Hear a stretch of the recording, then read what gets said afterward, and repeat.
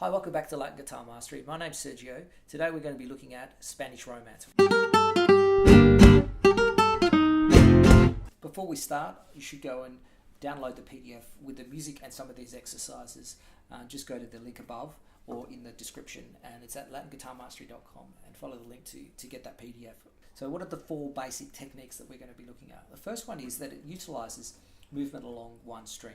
So that's a really important musical and technical aspect to master on guitar, because we usually learn to play in one position, then we start moving around.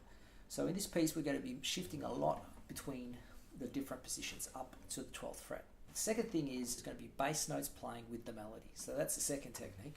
The third technique is also having some arpeggio accompaniment. So while you're playing the melody and the bass, there'll also be some arpeggio accompaniment. The fourth technique is really about stretching and bar chords, which really brings some people undone when it comes to trying to play this piece.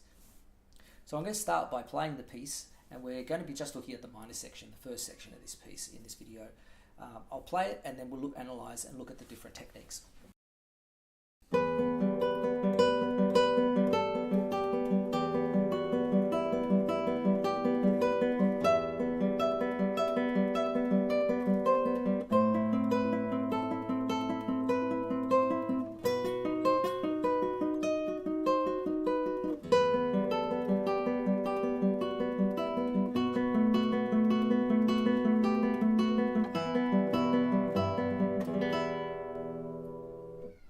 So let's start by looking at the melody on the first string. Starting on the 5th position, then we're going to go to the 2nd position. Alright, so basically 5th position, first finger on the 5th fret. 2nd position, we're going to be having our first finger on the 2nd string, 2nd fret. Now there's going to be a jump from 3 to 7 to 12. Alright, so it's you're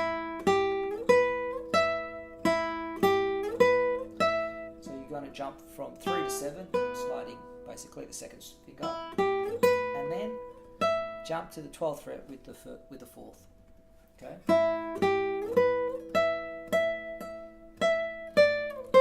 Back to the 5th position. A little bit of time on the 7th position, 2 frets up.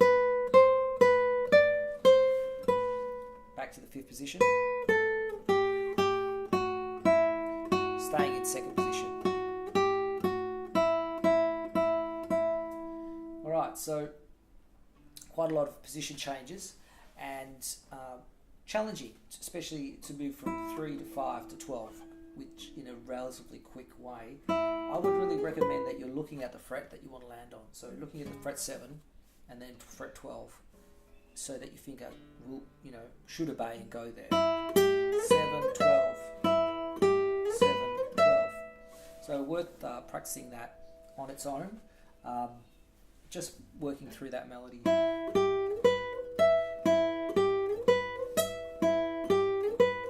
So I'd be practicing that quite a bit on its own, or backwards.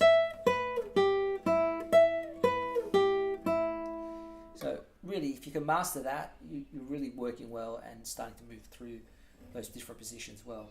So just recapping, 5th position to 2nd, doing a little jump, 9th, back to 5th, up to 7, 5th, 2nd. Alright, so I'm going to play through it once more.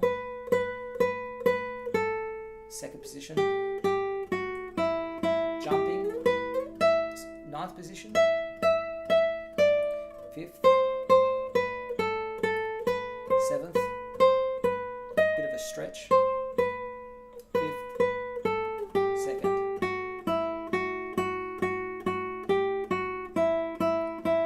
Good. Last thing I will say is when you do have a jump, like going from G to B to E, you can take your time. Take your time with leaps, because musically it works, and also you buy some time. And it sounds expressive as well. Okay, so that's basically, we've covered how to play the melody, and you can spend quite a lot of time working on that. You could also record yourself and record the accompaniment part, and just work on playing that melody in time, or have someone accompany you as well. once you feel like you've got to a certain relative ease with that, I would start to add the bass notes, which happen every 2 bars. This piece is in 3/4, so you're playing sort of 6 notes for every bass note. So let's play through those bass notes. So we start with the E in the bass, E again, one more E, and then we're going to go to A, which is on the 5th fret, sorry, 5th string, and then the B we're going to have to play here, 7th fret on the 6th string. So we have to do a bar here. Back to E open, B, which is now we're going to do it in the 5th string here. It's the same note.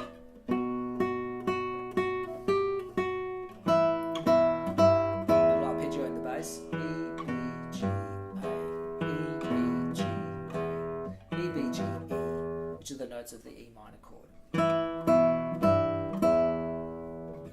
So those bass notes are relatively simple. The challenge is to play those 2 notes together, the melody, which is basically the 1st string, and the bass note together. So you should spend some time trying to work on playing those 2 notes together. The thumb going forward, the fingers going backwards, inwards. The fingers always play towards the palm. The thumb should be plucking from, basically from the base of the hand, not so much from the little joints, but moving from the base of the hand, and this allows the thumb to go forward and not inwards or backwards, which is really going to get in the way. So always try and work towards a pushing out or a rolling out of the thumb. You can also start to add some weight on it from your arm later on if you want to sort of add extra weight. But for now, just work on that round pushing forward motion and just an inward push from the fingers. Again, I would really recommend just practicing the open strings.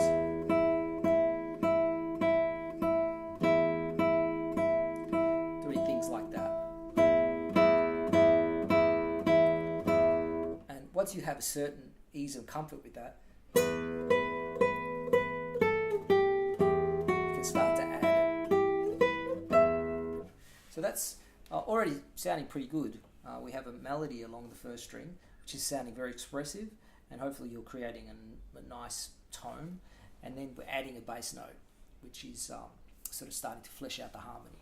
But to make it really Spanish and sound really rich harmonically, we're going to add some arpeggios. So that's done just by playing the 2nd and 3rd string, following that melodic note on the 1st string. So we're going to be going. So each note is going to be turned into a triplet, which is 3 notes in total.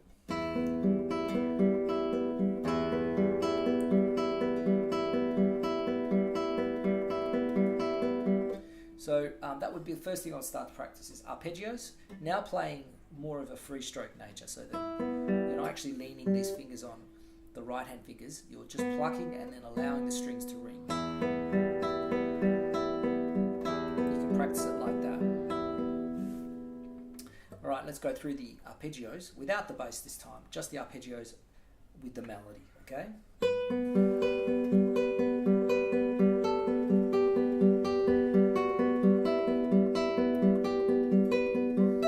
So far, pretty easy. For the A minor, we're going to have to add a half bar on 5. So we're going to be adding a half bar on the 5th. Alright, that's relatively straightforward. Then we go to the 7th position, but we have to do a full bar, which includes B on the 6th string and a D sharp on the 3rd string, which is the 8th fret.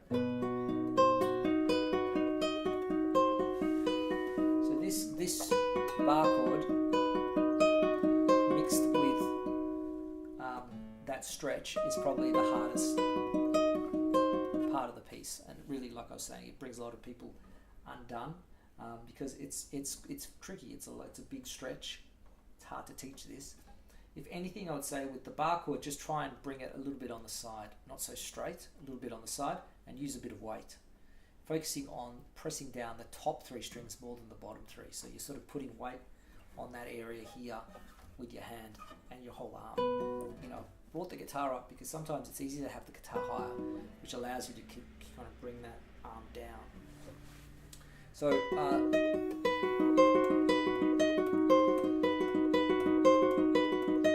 going to take a little bit of work, you know, a little bit of practice. But once you've played that chord, then it's come back to the easier E minor. And then a B7 chord. So we've got these two.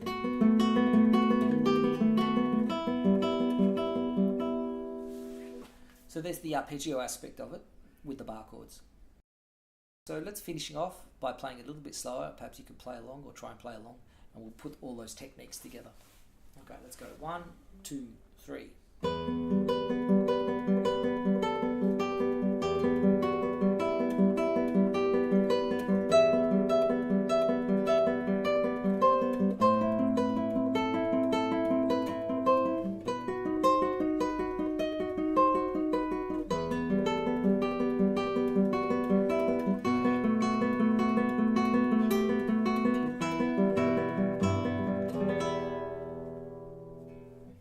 Don't forget to download the PDF from LatinGuitarMastery.com and subscribe to this channel if you're interested in receiving more notifications and about these sorts of pieces, learning some more of these techniques, and hopefully I could provide some guidance and some knowledge and some insights into how to play this beautiful instrument.